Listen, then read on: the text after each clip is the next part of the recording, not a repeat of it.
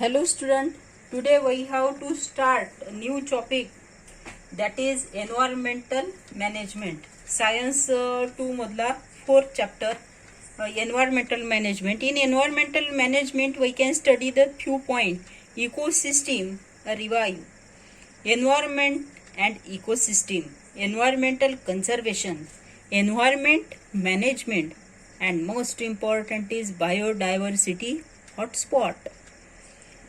Before studying the environmental management or biodiversity, we can see about the ecosystem. Ecosystem is formed by biotic as well as abiotic factor and their interaction with each other. म्हणजे जैविक आणि अजैविक घटक जे आहे किंवा त्यांच्यामधील परस्पर होणारी आंतरक्रिया जी आहे या सर्वांचं मिळून काय तयार होते, तर या सर्वांचं मिळून तिथे तयार होऊन राहिलेली आहे इकोसिस्टीम, म्हणजेच मराठीमध्ये ज्याला आपण म्हणतो परिसंस्था.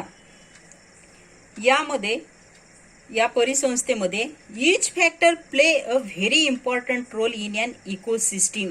We can see the ecosystem with an best example that is called as a food chain.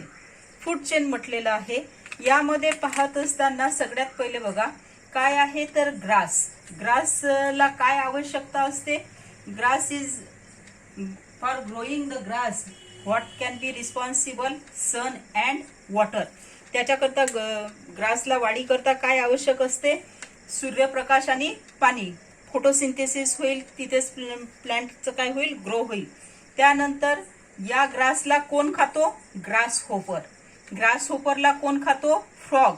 फ्रॉगला कोण इटन करतो? स्नेक. स्नेकला कोण इटन करते? ईगल. ईगलला ईगल जे आहे आफ्टर अ सम डेज और आफ्टर अ सम मंथ और ड्युरिंग द लाईफ टाईम, त्याची life time संपली की त्या लाईफ टाईम नंतर तो काय होतो? मरतो. मेल्यानंतर कुठे पडतो? जमिनीवर. जमिनीवर पडल्यानंतर त्याचं कन्व्हर्शन कशात होते?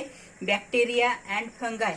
Bacteria and fungi that are found on the earth surface. त्याच अर्थ सरफेसवर काय होते? Grass. It is a one of the cycle. In that cycle grasshopper is a primary consumer, frog is a secondary, snake is tertiary and eagle is a apex consumer and bacteria that are called as a decomposer. Decompose होतात म्हणून त्याला काय म्हटलेलं आहे? Decomposer. We can see that from sun, water to bacteria, each and every factor are responsible and present in the environment. हे सगळे factor environment मधले आहे. जसं इथे पाहिलं तर आपण इथे ग्रास कुठे ग्रो होणार आहे? On the land. म्हणजे इथे वन मोर फॅक्टर आलेला आहे, land, sun, water. That all this thing are काय झालेले आहे? All this thing are abiotic factor. हे अबायोटिक फॅक्टर आहे. पण बायोटिक फॅक्टरी याच्यामध्ये जे जिवंत आहे ते सगळे जैविक घटक कशाला म्हणतो आपण, किंवा बायोटिक कशाला म्हणतो? जे जिवंत आहे ते. आणि हे जे जिवंत आहे जे काय आहे इथे अजैविक आहे. जैविक आणि अजैविक, biotic and abiotic, that can make. आणि त्यांचं काय आहे याच्यामध्ये? कन्झर्वेशन आहे. ऊनच पडली नाही, फोटोसिंथेसिस होणार नाही. पाणी पडलं नाही, ग्रास ग्रो होणार नाही. आणि हे जे आहे दोन गोष्टी, या दोन्ही गोष्टी फॉर ऑल एन्व्हायरमेंट मधले ऑल जे फॅक्टर आहे त्याला काय आहे? रिस्पॉन्सिबल आहे किंवा नेसेसिटी आहे और मॅन्डेटरी आहे, म्हणजे ते कंपल्सरी आहे. हे झाली फूड चेन. फूड चेन झालेली आहे इकोसिस्टीमची. आता ह्या फूड चेन मध्ये आपण काय म्हटलेलं आहे? या फूड चेन मध्ये organisms are also important. Though they are dirty, they are responsible for cleaning the environment. म्हणजे हे जे बॅक्टेरिया आहे which can be created from the eagle. Eagle पासून क्रिएट झालेले आहे हे डिकम्पोजर. आणि हे जे डिकम्पोजर आहे हे काय करतात? नावच इट सेल्फ सांगत आहे decomposer, meaning that it can decomposes the unnecessary part which are present in the environment. Environment मध्ये जो काही अननेसेसरी पार्ट आहे त्याला तो काय करत आहे? साफ करत आहे. म्हणून बॅक्टेरिया इज ऑल्सो इम्पॉर्टंट. जमिनीमध्ये बॅक्टेरिया नसेल तर मग पुढचा ग्रो होणे शक्य नाही. It is all about the food chain. Then we can study the ecosystem. आपल्याला बघायची आहे इकोसिस्टीम. इकोसिस्टीम कशी तयार झालेली आहे? Ecosystem is made up of two component, biotic and abiotic. Ecosystem can be made by two factor. First one is biotic factor and second one is abiotic factor. Both factor and their conservation that make an ecosystem. First we can say the biotic factor. Biotic factor then can be converted into two parts: autotrophic and heterotrophic. I know that you can know the meaning of autotrophic and heterotrophic. म्हणजे स्वयंपोषी आणि परमपोषी. आता यामध्ये autotrophic जे आहे that are called as producers.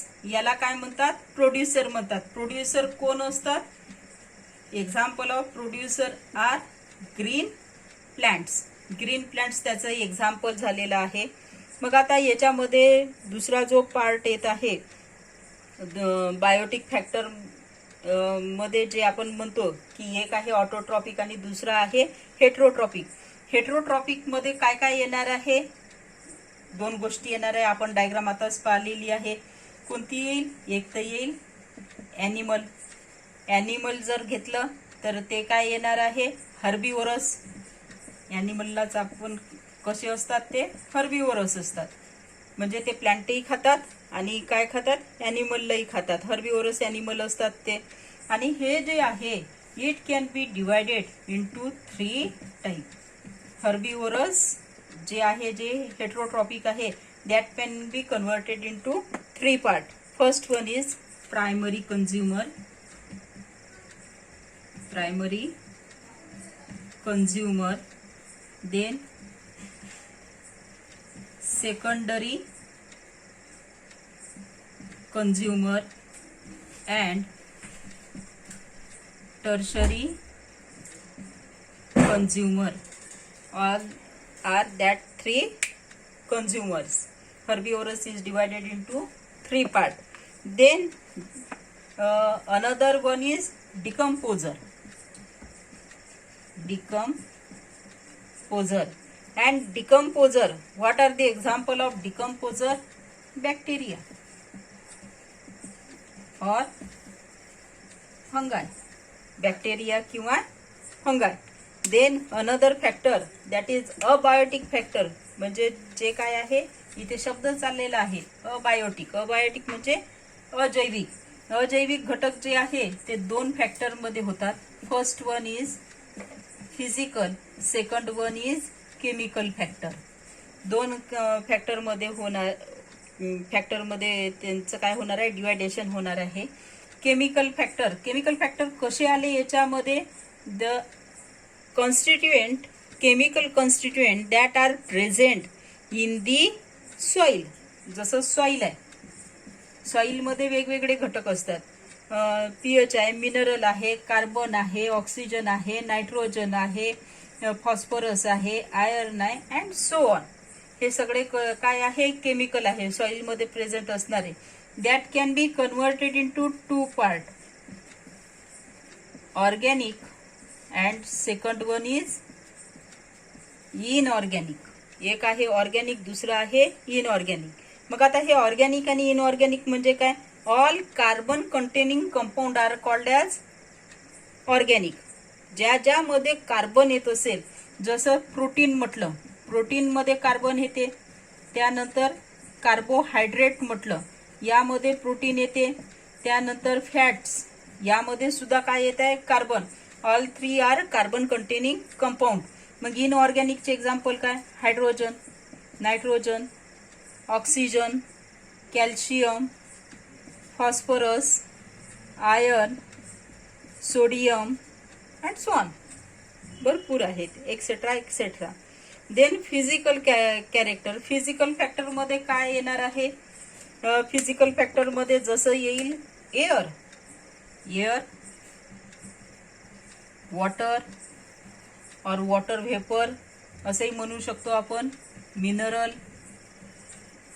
Soil and so on. Sunlight असं येणार आहे, soil येईल, सनलाईट येईल. पाहून घ्या. आता आपण काय काय बघितलेलं आहे. Ecosystem that can be make by the interconversation of biotic and abiotic factor. Biotic factor are autotrophic or heterotrophic. Autotrophic are producer, for example all green plants. Heterotrophic are divided into two parts, animal and decomposer. Animal are herbivorous. Herbivorous can be converted into three types: primary, secondary and tertiary. Decomposer are bacteria or fungi that can be present on the earth surface. Abiotic factor can be divided into two types: physical and chemical. In physical factor of abiotic factor is air, water, mineral, soil, sunlight and vapor, etc. Chemical factor are soil, carbon, oxygen, nitrogen, phosphorus, iron, etc. And that can be chemical factor converted to organic and inorganic.